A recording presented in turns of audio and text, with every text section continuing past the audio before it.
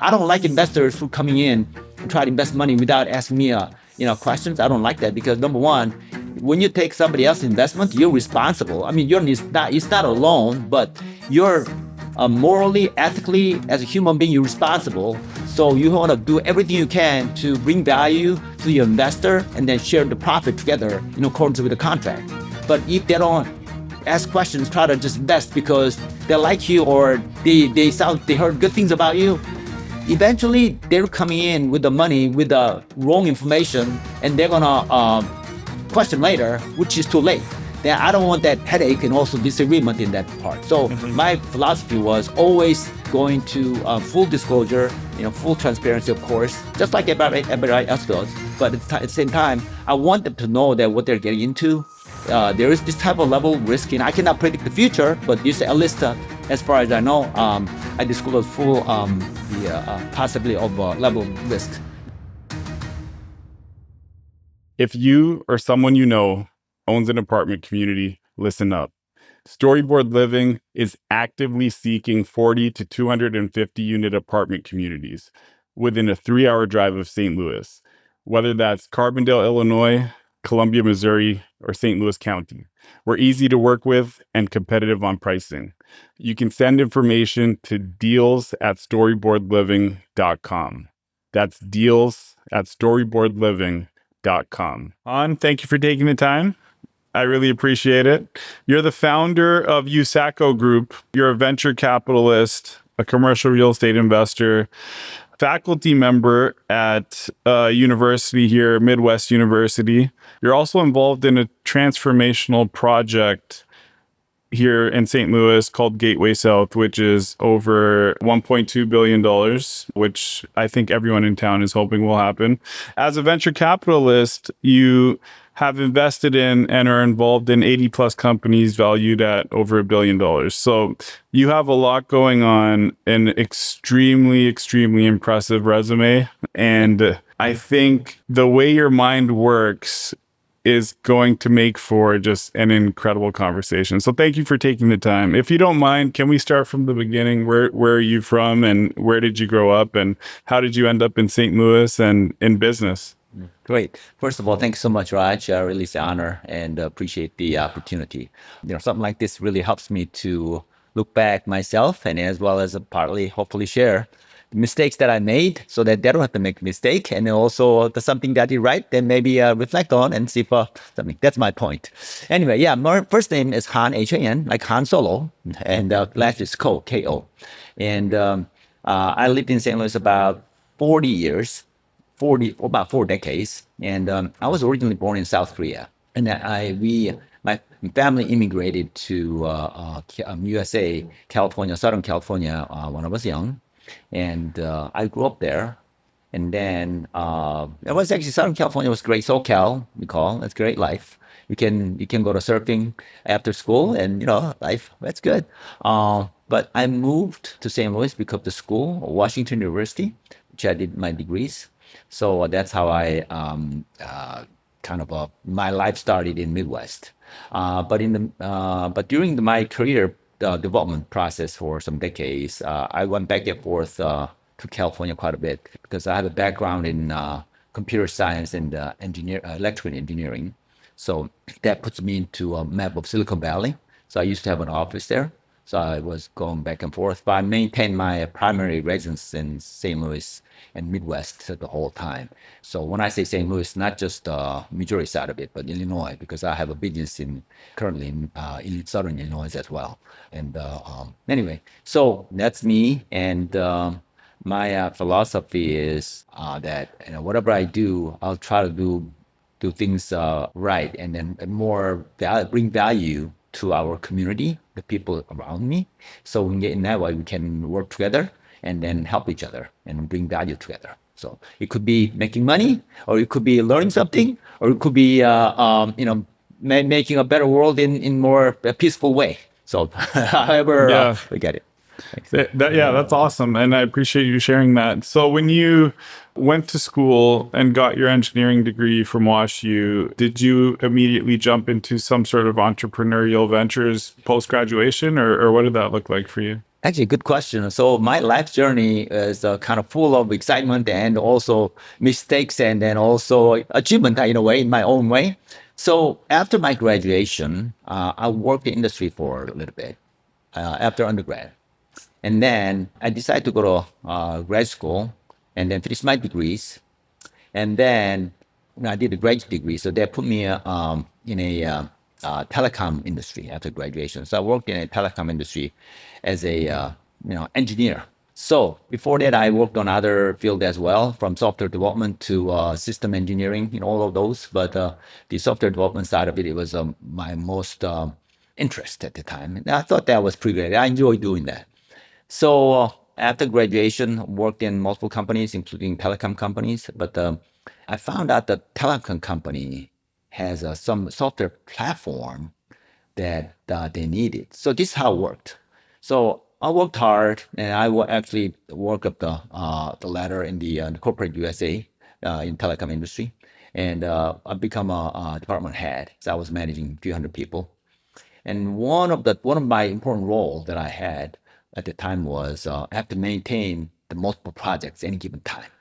And one of the projects, ongoing project, was balancing. Basically, it's a cost management system, but I'm on technical side of it, so I had to collect the data on tech side of it and then send it to business side of it, and business will merge the data, meaning technical data and the business data, and then they will merge it and send it back to us, and we set the param. And we actually come up with the options for setting proper parameters and then also the scope, and then somebody in the executive level make a decision for us, and then we actually execute the instruction we were given.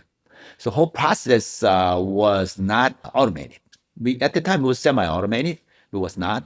So to make the long story short, I left the company, I wrote a software, I sold the company. That's how I did it. But the way I did it was I learned a great deal. So for anybody who are thinking about being an entrepreneur in any field, I think that taking a risk is a first step, which I did. So this is how I did it. So when I was in charge of the department, life was good. I mean, honestly, I had a good salary, and then have my career was upward trajectory. I didn't have to leave, but I saw that um, the the platform, software platform that they need. So I recommended to my boss that, hey, what if we just come up with this software platform? And then my boss thought it was a good idea, but it was eventually we were told no because we were too busy and other things, which is fine. So, but eventually I found out that based on my estimation, since I'm in a computer science electrical engineering background, I was pay attention to the volume of data growth. I mean, our internet traffic data growth. So also it was actually in the middle of dot-com boom. Our model generation got heavily benefited by dot-com boom. So internet was just World Wide Web was just starting and booming. And then so I was watching the volume of signal growth, and it was just I know they're gonna have to have it. So I looked around, and then nobody had it. When company said, you don't have to come up with that software platform that they need. So the automating platform, it's basically a cost management system. And then when I said, they said, don't do it. I didn't do it because I follow company instruction. But based on my estimation, somebody have to have it. And then I was start thinking, why not me, right? 'Cause I know how to do it. So that actually motivated me to work on it. But I found out that the intellectual property is in play. So I found out that I have to basically resign. So I have to write a software. Uh, in order to write a software, have a full ownership. So which I did. I left the company, which is again the pretty tough decision because, like I said, a good paying job, and then you're the upward trajectory of your career growth. And I have to ditch all those, right? So, but it was risk, but I was willing to take it, and then it worked out right, good. So when I look back, I don't think I was able to do it myself. I really truly appreciate the people around me, or also somebody up there in the sky, because it's just timing. That's what I'm saying. I didn't time because I knew I did not know. I mean, I did not know. I just followed the trend. I did one thing. I did was I always try to step ahead of the game, meaning that how the market would work, and then if the market works this way, what is the people who are going to be in demand. So that's what I paid attention. For example, like I said, internet traffic growth, internet traffic volume growth. I always paid attention because I was able to do that too because I was an expert. My expertise was signal processing. So I was able to do all of those, and then eventually left the company and wrote a software. But leaving after you left the company, you write a software. You think that your software is good enough, somebody will buy it. Of course, I know they do need it because I filed a patent. I own a patent already, but selling software product to another large company is another game I never played. So I learned dearly, right? For example, I came up with a software product. I tested it, with test data that I acquired, and then it worked good. So I thought it was good enough. But when I tried to approach these our big companies, it actually had to have a production validation, which I did not know about. But how can I be able to get production data from big telecom giants? So I never thought about it. So another lesson learned right there on the fly that, hey, you have to do your due diligence in terms of selling some product to your customer, which happen to be billion-dollar companies. Yeah. But anyway, eventually I did it, with the help of my friends, and that's what I learned. Another lesson that I learned is that networking is very important. Just because I knew people in the industry, because I did a degree in there, I kept a relationship with many people. My friends, they were all spread out in the industry. And then when I called them, they were willing to help me out to get production data. And then also by then, the internet traffic growth is really high, so that they need the volume. They need my product. So anyway, so that's how I was able to land on the first license deal. Yeah, and then I sold the license, and then I sold the company to another telecom company, which was one of our customers. And then after that, it was great. And then I'm gonna kind of phase into how I become a venture capitalist. Before you do that, with that first company, how long was it from inception to exit? How many years? Yeah, about 3.5 years. Okay. Yeah, 3.5, 4 years. So a pretty short timeline, relatively speaking. Short time, yeah, right. And the reason was that, again, it's not because I did well. It's because I was in right timing. .com boom happening, internet, like these devices, meaning like mobile phones, and then servers, computers, are all adding up every day. It generates tremendous of internet data traffic. So these big companies will have to have it. But one thing I did right was I was able to pay attention ahead of time and then predict the future and then plan for it. That's all something I did, But rest of them, I didn't create the .com boom, And again, going back, one more thing, interesting thing that I did was when I was in graduate school, I had to choose. I had a degree in computer science and electrical engineering. I had to choose in one of the field. And the signal processing was eventually my field, but I didn't actually choose signal processing because I knew it was going to be .com boom. I did not know. The reason, the way that I chose signal processing was, I'll be honest with you, I just followed the money, because when I was in graduate school, I had to choose advisor, had to get an interview, got accepted, but I did multiple. But I actually happened to chose the advisors who provide most stipend, because if you get another $60 more in per month your stipend, you can play bowling a couple more times a week, right? So those type of things. So I follow the money. To be honest with you. So yeah. But then that put me into a right field, which is signal processing. So that's how it worked out. So you are relatively young. You have a successful exit with your first company. What were you doing next? Were you taking a break, or did you catch the entrepreneurial bug? Yeah, right. Very good question, actually. So after the first exit, I took a break. I took a break, and I traveled all over the world, and found that my bucket lists are not that long. So I was running out of bucket list. Also, as a trained engineer, also somebody who always trying to do something with your hand, I found that sitting there just to try to enjoy yourself, it's not just doesn't work for me. So again, it's also when you talk to a lot of engineers, we have same like the engineer attitude where when you see a problem, we try to solve it. Nobody has to tell you. It's we're trained. When you look at something, even when you drive by my neighbor's house and look at the garage doors, tilting, why is it happening? Go, tell them and fix it. Help them out. Anyway, so those attitudes. So after 3 months, I came back, meaning I had to find better things in my life. Just the traveling all over the world is just not fun anymore. So I came back, and then my friend at the time, again, dot-com boom.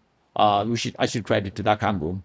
A lot of my friends in the same field, the same industry, left their job or as a professor or as a mid-level managers from the big companies. They started their own company.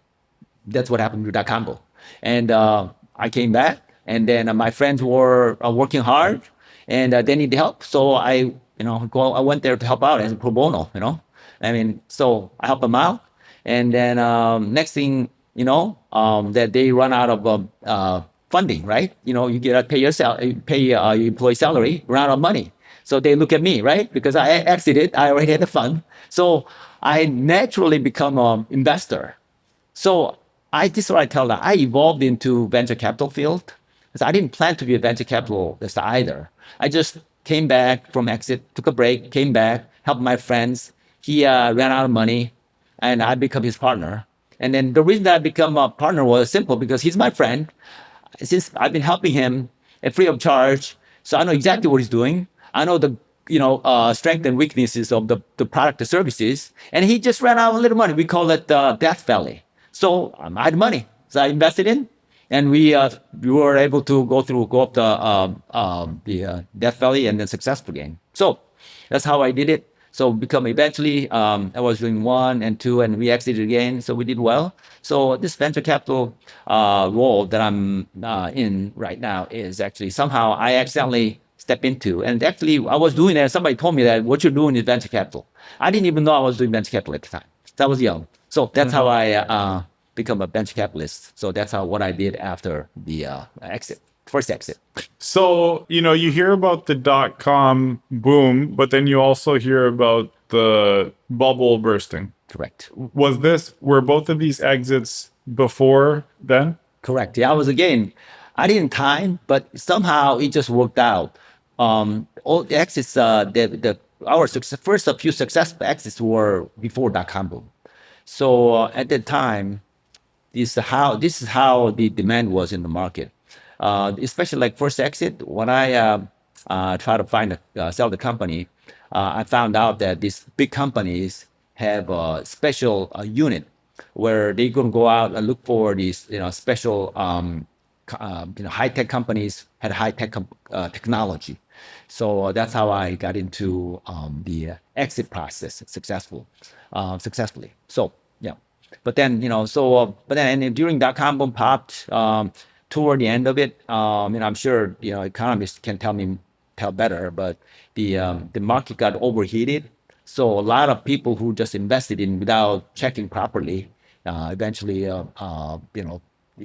lost money, I guess, in a way. Yeah. But then I kind of saw that coming because I was right in the middle of it, and I saw these investors try to start investing without asking too many questions. That's not a good sign. I don't like investors who coming in and try to invest money without asking me, questions. I don't like that because number one, when you take somebody else's investment, you're responsible. I mean, it's not a loan, but you're morally, ethically, as a human being, you're responsible. So you want to do everything you can to bring value to your investor and then share the profit together in accordance with the contract.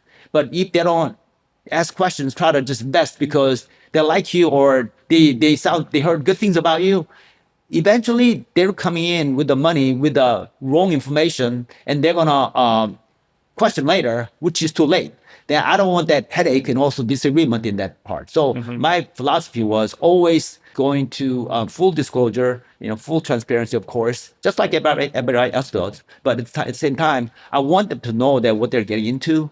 There is this type of level of risk, and I cannot predict the future, but there's at least as far as I know, I disclose full the possibility of level of risk.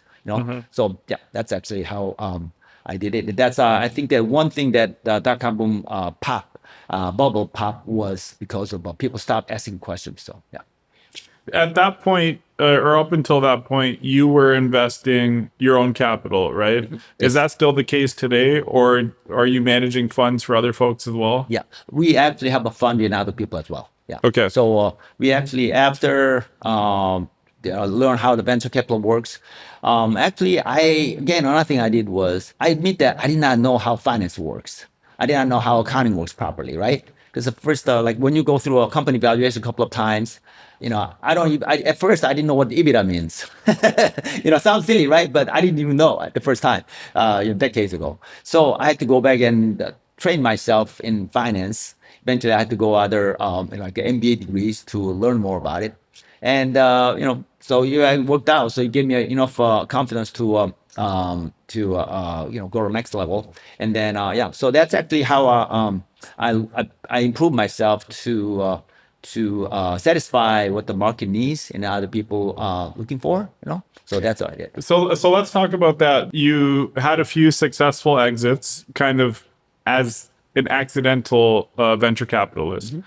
Along the way, how did you continue to educate yourself to become a true professional in that role? And then also along the way, where did you kind of see the gaps or come up with your own competitive advantage to where you're adding value to companies, they're getting, vice versa, there's value going both ways. But then also, I'm sure for the right companies, it can be competitive and, you're needing to set yourself apart in terms of an investor, and giving them a reason for taking your check, if that makes sense. Right. Yeah. So yeah, let me answer that by piece by piece. So Sure. So this is how I try to grow myself. I know I'm not perfect. I know I make a lot of mistakes, plenty of mistakes. I probably more mistakes than the other people, average person. So one thing I tell myself is this: I always try to learn from my mistake. Whether it could be I tripped on a door, fell, or make a bad business decision. I always try to look back and say, what did I do wrong? So I always try to give myself a time to think about it, what I did wrong, so I could actually try to prevent it happening again. Made the same mistake more than once. I've done that. I admit that too. But I always try that. And then also another philosophy that I have is that I always try to do my best.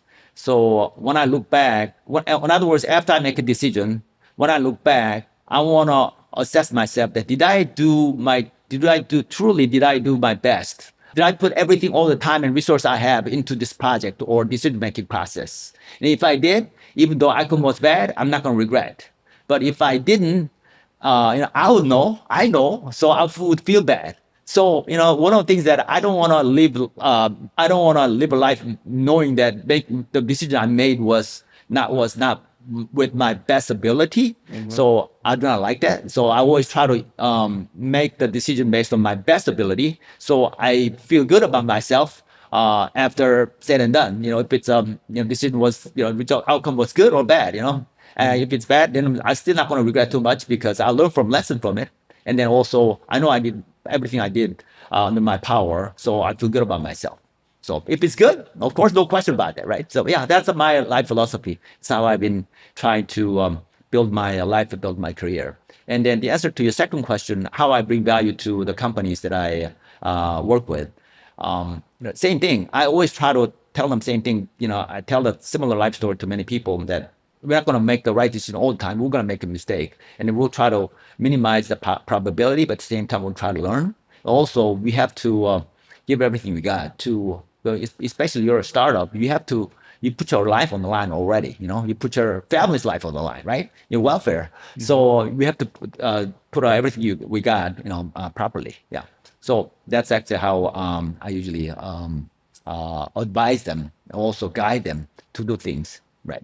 So and it works out pretty good because a lot of startups are in the same philosophy before they start. Yeah.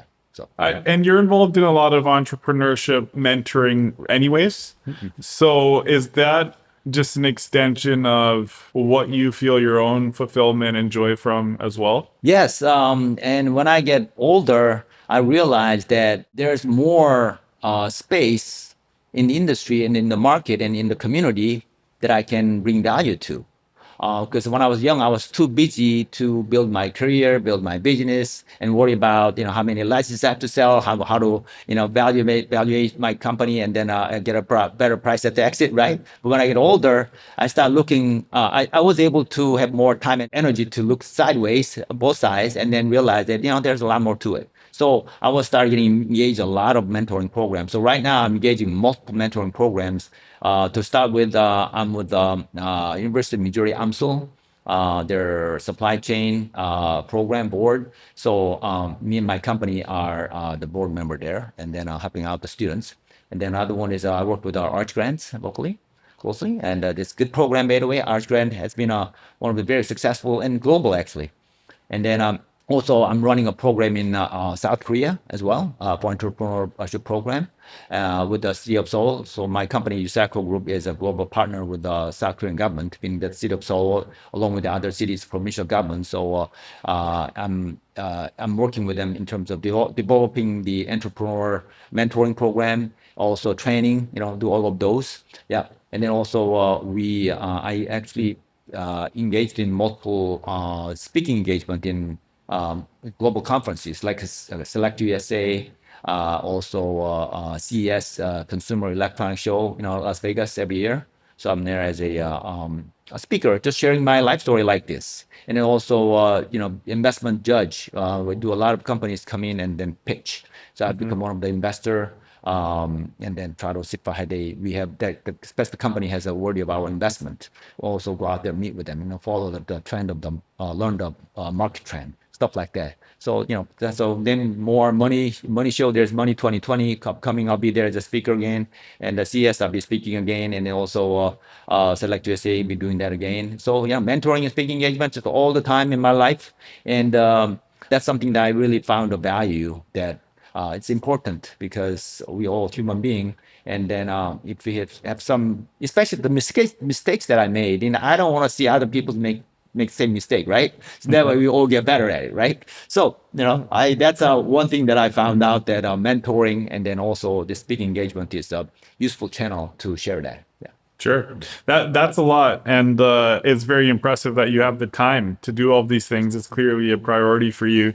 You mentioned something that was kind of interesting. You said when you were younger, you were so busy, and one of the things you were busy with was maybe trying to figure out, how to get a better valuation on a company exit, for example. We can either do this at a high level, or we can pick a specific example if one comes to mind. But I'd love to hear either examples or a story of when you identified a company that maybe had some value you could add, what levers you pulled to increase that exit valuation, if a story comes to mind. Right.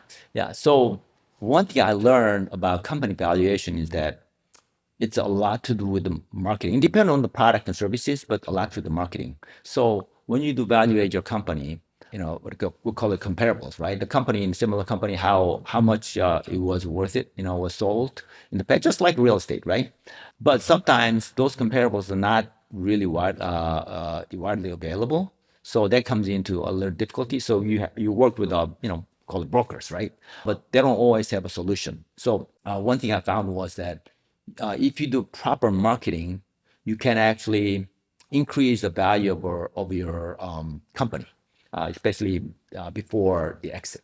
So I'll share with you one of the examples that I did. So one of the company I had an office in actually San Francisco, Silicon Valley back then.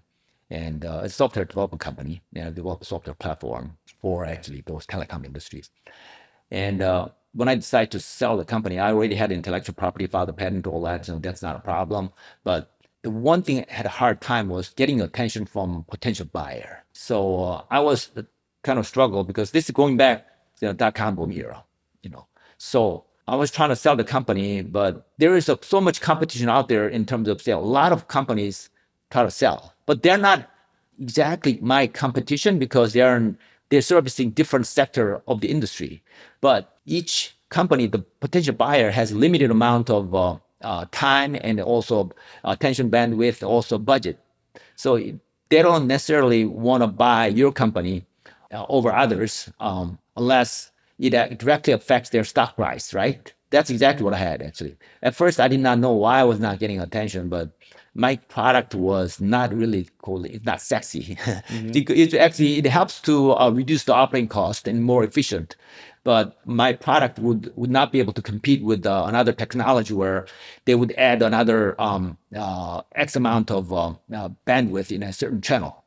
They would go, hit the news on the Wall Street Journal, stock price will go up, right? Yeah. But so that is actually what I learned. So a lot about marketing. So what I did was, actually, my father told me that if you want to sell something, don't try to go sell it to them, knock on the door every single time. Somehow make them come to you. So that's what he told me. He told me that I was trying to sell my company and then struggle, and then my family was supporting me, and my brother sister just supporting me well. But my father told me that, so I was trying to find a way to do it. But how am I gonna make them this $1 billion company come to me, right? So just like anybody else, hosted the event dinner, try to get their attention. Well, it doesn't work because everybody else does it. So one thing I know it worked at the end was that I actually took a time to research where the office is at. In other words, they have a special office where like a innovation acquisition unit. I want to know where they're at. I did research, and then I know usually who worked there, and then I kind of estimate their salary level, right?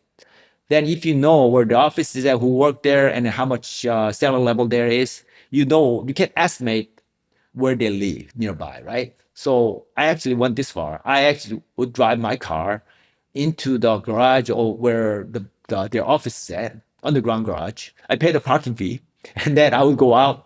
I basically says, okay, if I were him, how would I go home? So when you go into the parking lot and when you get out, you would actually highways runs on the right side. So I'll make a right turn. So you see a certain billboard. Remember, when I say billboard, people probably thinking about why billboard. At the time, digital marketing did not exist. I'm talking about the era. So billboard was another best thing you can have. So I rented those billboards.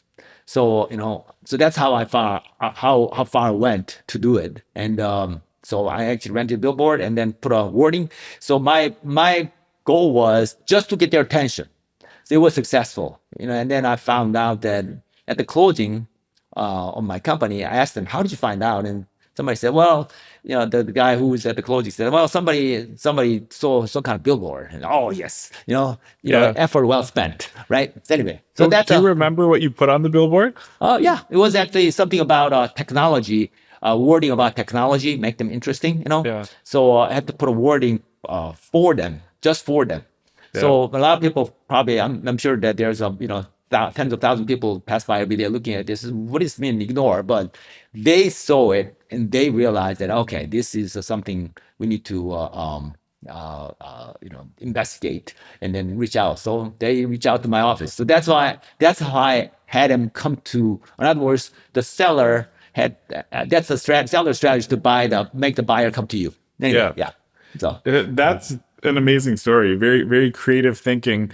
In terms of like actually adding value to the company's P&L, do you have any stories or tips, tricks you've picked up along the way for how you've been able to help some of the companies you've invested in? Yes. So again, the mistakes I did, mistake is in how much I was not prepared when I was discussing the company for possible an exit. So all those mistakes are very vivid in my head. The reason it's vivid in my head, actually to this day, the reason is that I always look back and then try to learn from my mistake. So I try to not to forget the big mistakes I made. Yeah, I think it's human nature. You don't forget to when you tripped on a doorstep, you fell. Next time you get careful, right? So I try to start to put a good recording in my head about my mistakes. So I share that with them. Also, I told them the process of improving is learning from your mistake, And then so that's actually something I talk to them a lot about. And then they actually really this kind of story, this conversation actually plays well with them a lot of times in their mind because it's just not the first time I'm sharing this story actually. So that actually really seemed to help them. And then things are better in many different ways. You wear a lot of hats with a lot of the companies that you invest in. You're not necessarily just a passive investor. Can you shed some light on, why that's your philosophy? Maybe some of the more interesting companies you think you're involved in today? So yeah, a lot of companies I work with in the capacity of actually investor or even some of them consulting, but more investment side of it. I liked this, but not I cannot play important role. I cannot play active roles on all of the companies. But the ones I pick is because number one, the company product and services are compatible to the market. So otherwise, you cannot win. You have to win the market, right? And number two, the founder and founding team sometimes should be able to communicate with me properly, right? Meaning that I talk to them, they listen to me, they talk to me, I listen to them. You know, I have at least have the ability.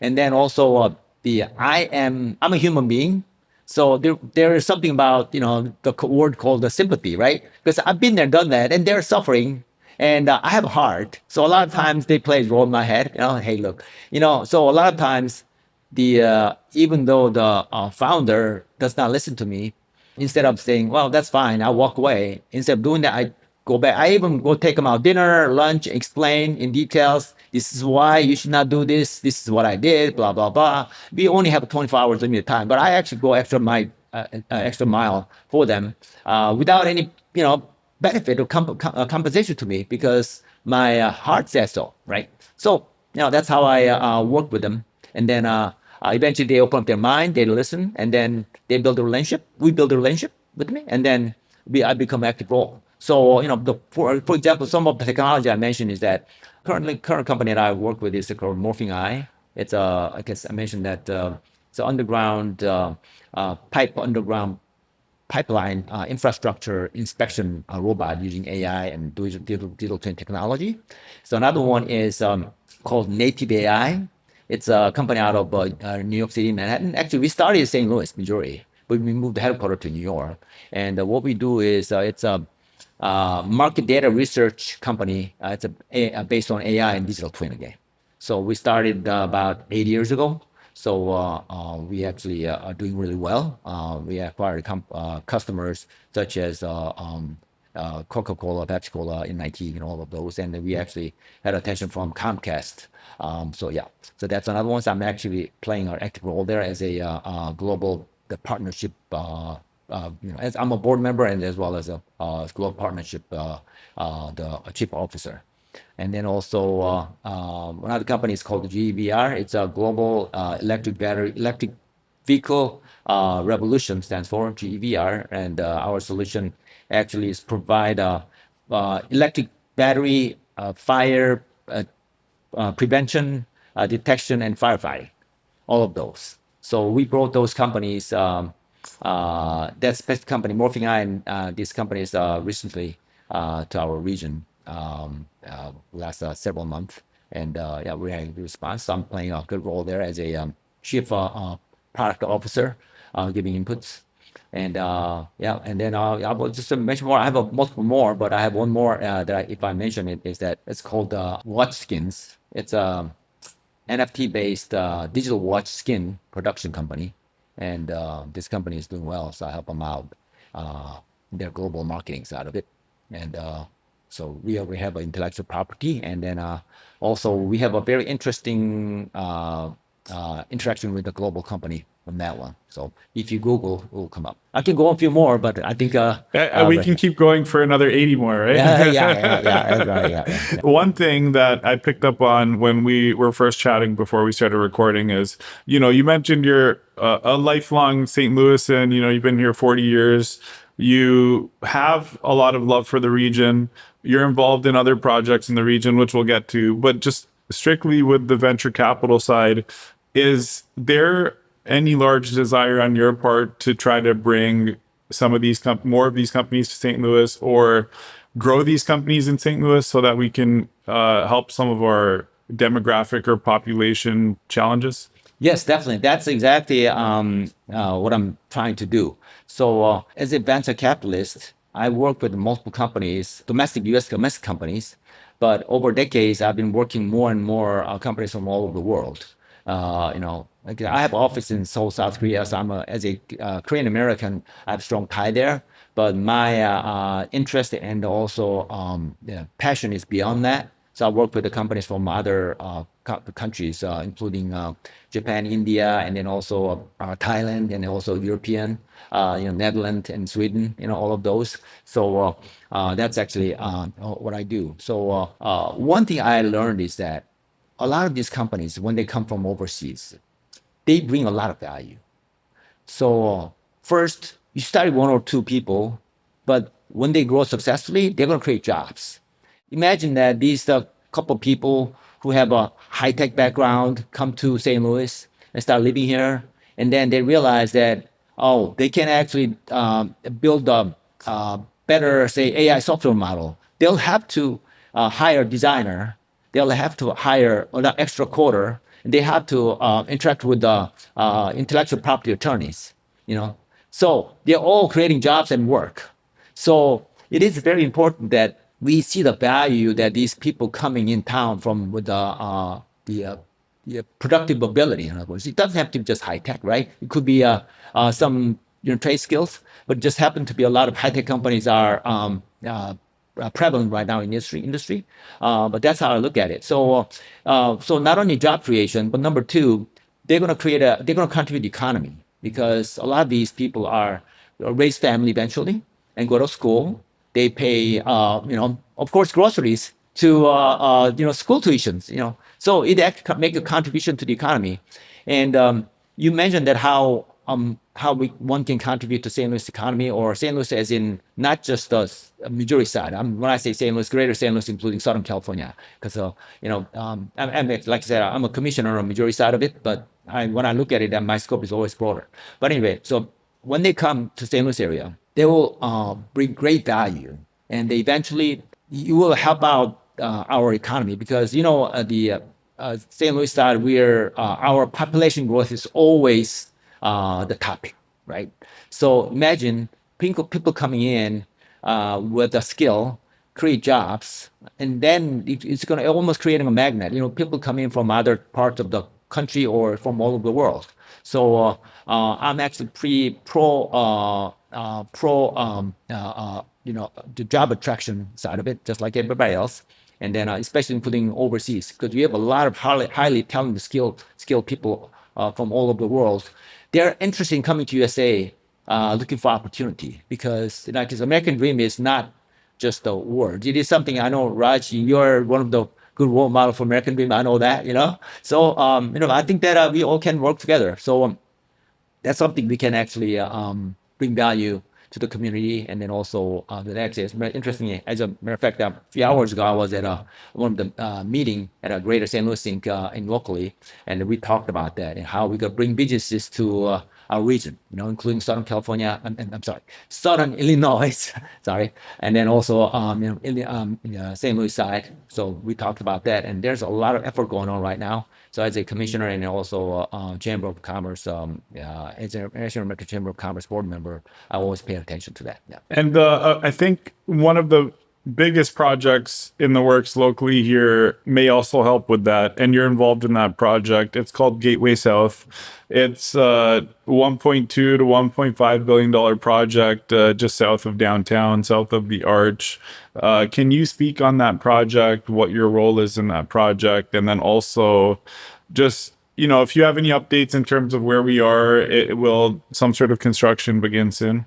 Right. Sure. Yeah. Thanks for mentioning that.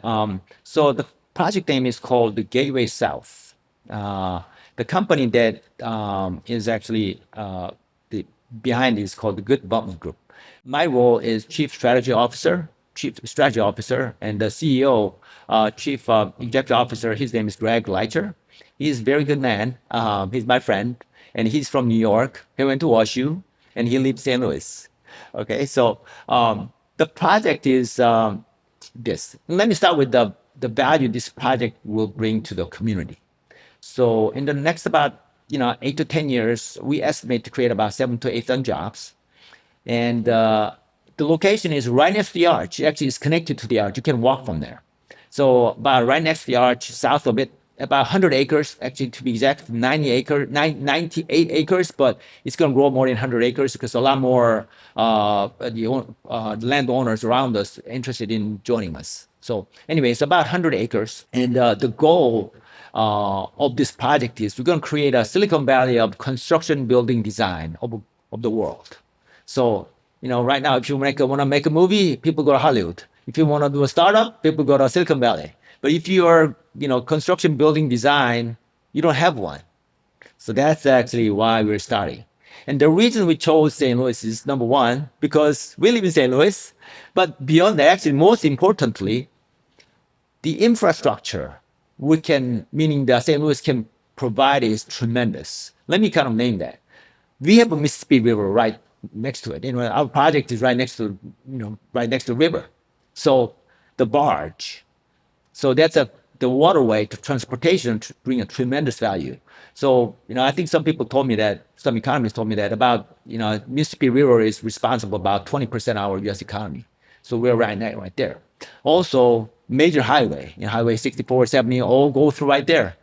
Also, we have a railroad going through right there. And then also, the top of that, we have two airports, one in Illinois, one in Missouri. So if you look at this from surface traffic by car or train, by air, by barge or ship, right there, and we are located perfectly. And so in terms of the location, I don't think you can find anything better than location. Number two, on that perspective is that that area right now is undeveloped.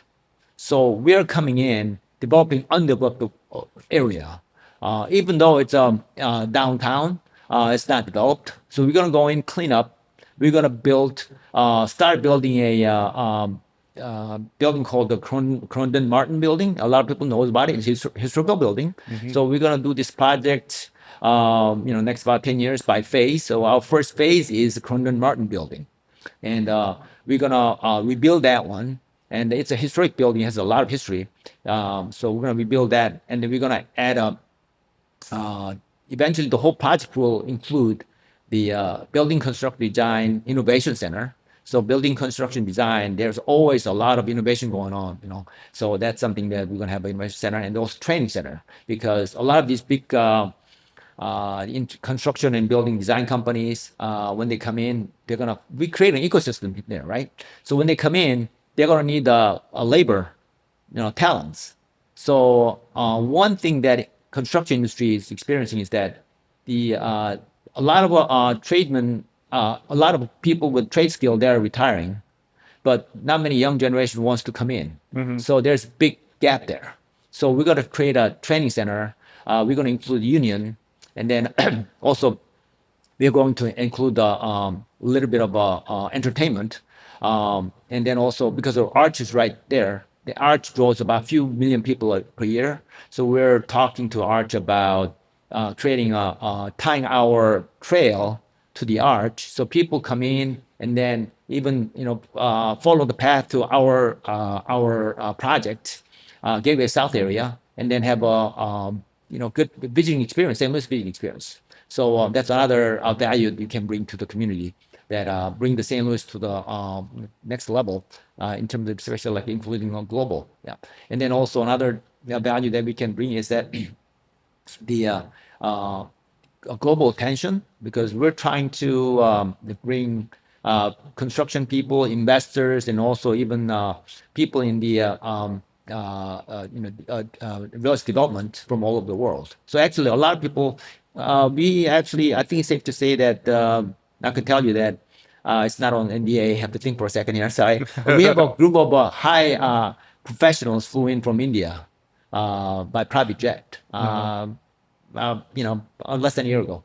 So they toured, and we have people from investors and professionals from all over the world, from China, India, of course, South Korea, and then from Europe. They all they toured already. So we're working with them, and also we already have signed the lease agreement. We haven't broke the ground yet, but people are very interested in, so they signed a lease with us. So that's how far we're going. So we're making good progress. And the one thing we are proud of is that we are bringing good value to our community. And from our CEO to all the people in our team, we're working really hard to make this project successful, and then also bring value to our community. And then also another thing that I'd like to share with you is that our governmental entities are very supportive of us. So, which is really great, especially project like this. You need support from all different perspectives, and we are getting all of those. That's great to hear. And it sounds like it's going to be a global project in terms of stakeholders and impact. How many years away do you think we are from seeing and feeling some of that impact? I know you said it's, we're talking like a decade plus, but when do you think the local community here, or even the construction community nationwide, will start to really know about this project and see it, touch it, feel it? Right. Yeah. So we plan to break ground sometime end of this year or beginning of next year. So we're pretty close. So the way we trying to do this project is, like I said, by phase.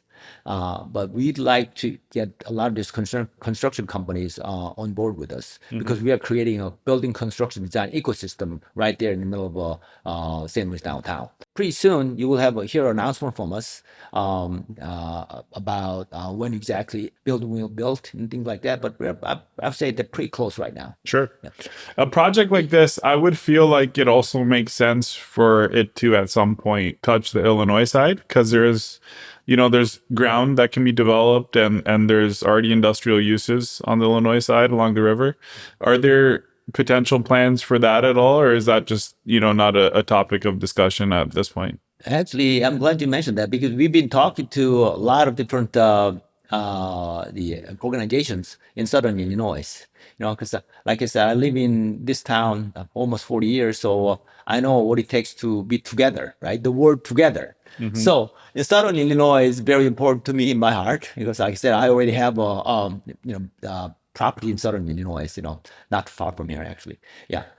So we already been talking to multiple organizations and try to coordinate our effort. So they're all also interested in, for example, American Central Port is one of them, and then along with multiple other organizations in Southern Illinois. Yeah.